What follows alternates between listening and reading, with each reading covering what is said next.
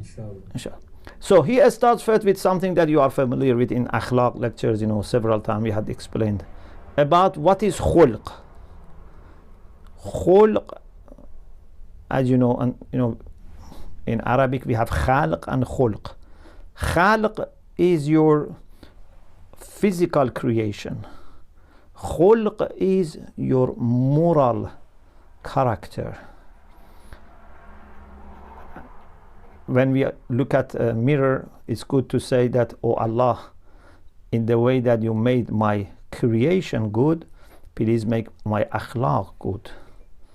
So khalq and khulq are somehow related, although one refers to the external or physical aspect and one to the internal and moral aspect.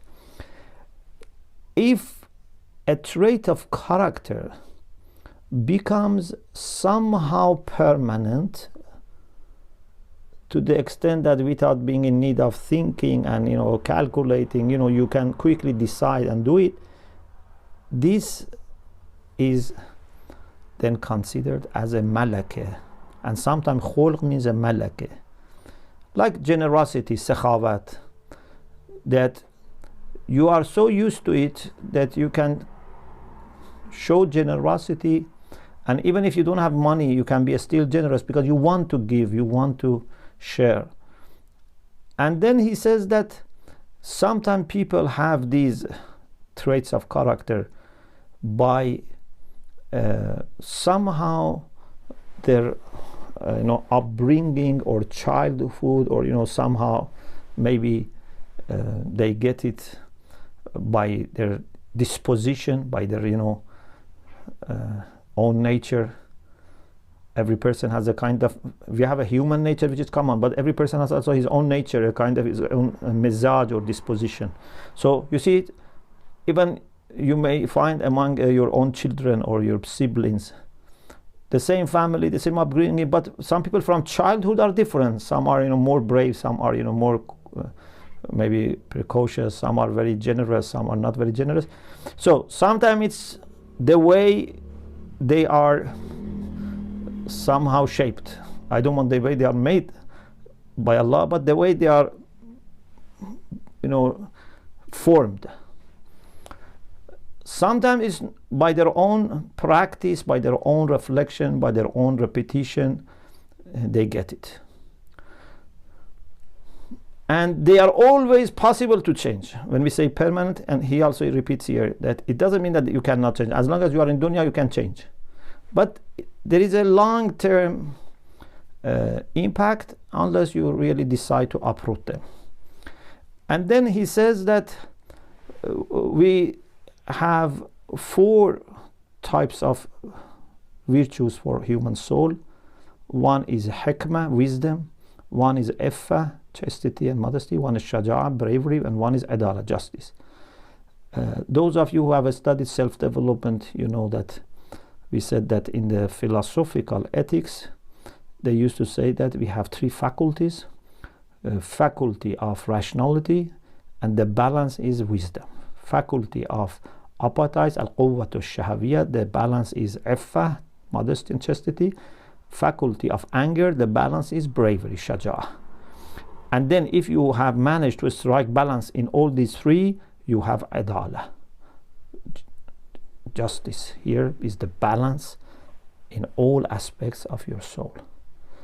Then they relate all the things to these 4. Every virtue or vice is related to these 4. Either you have this balance, or you don't have this balance, or you have some of them.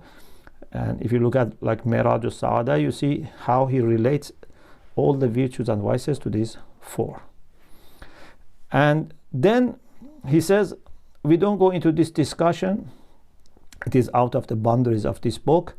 What is important for us is that according to the hadith, بُعِثْتُ لِأُتَمِّمَ مَكَارِمَ الْأَخْلَاقِ, I have been raised and sent by Allah as a prophet in order to accomplish noble traits of character. He says what is important is we also accomplish noble traits of character. Even if you don't learn these things, you have to, of course these can help, but You don't need to be a scholar of ethics, but you have to try to learn anything needed and practice what needed for having noble traits of character. And it can be understood from this hadith and other things that this is our main capital. On the day of judgment, we need to be resurrected with these noble traits of character. And he says, the heaven which is prepared by good akhlaq is not comparable to the heaven. It is just because of good actions. As you remember, we had in the beginning of the book also that, for example, punishment for bad akhlaq is much more than punishment for bad actions. So in the rest of the book, he tries to talk about these Makarimul Akhlaq, and here he just mentions some hadith, and he says that you can study the books of akhlaq like Taharatul A'raq, books of the late Mullah Muhsin Faiz, books of Allama Majlisi, books of Naraqiyan, means Mullah Mahdi Naraqi, Mullah Ahmad Naraqi.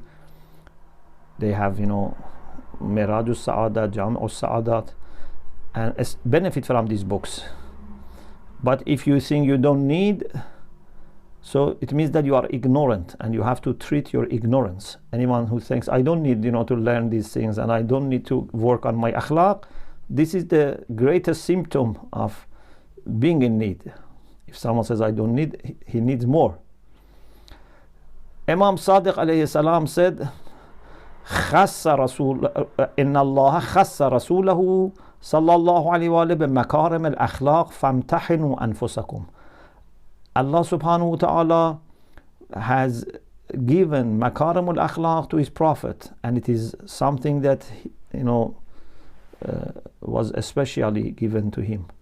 You should test and examine yourself.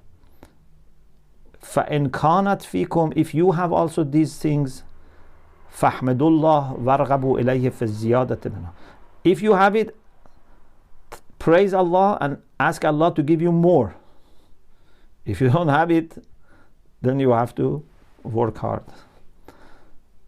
Then he mentioned some of these Makarimul Akhlaq, and he mentioned 10 things.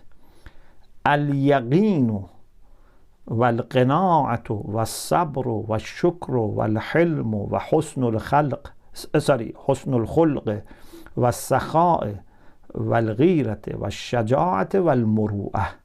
Certainty, to be content, to be patient, to be grateful, to be halim, to be forbearing.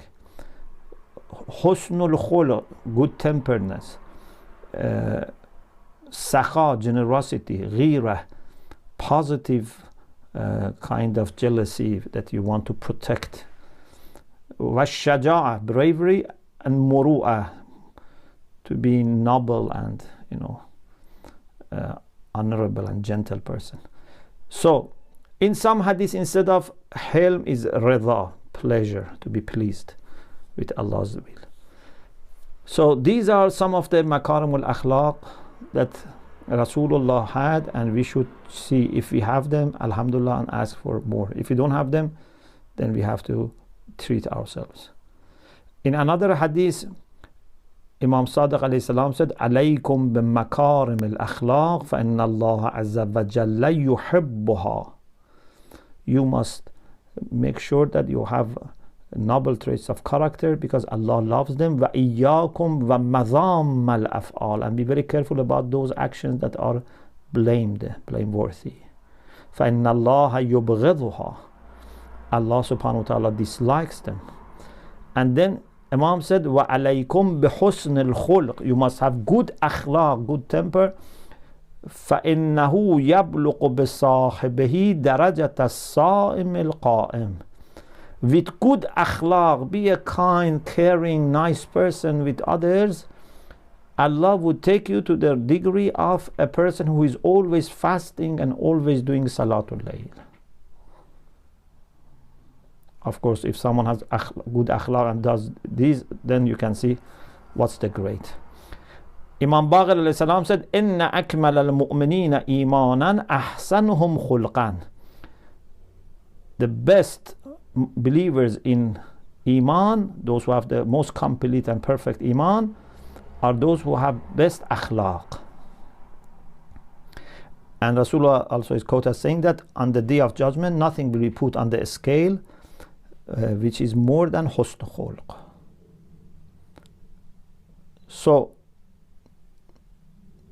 on the other side also, just maybe I mention one hadith and finish. If na'uzu billah is su'ul khulq,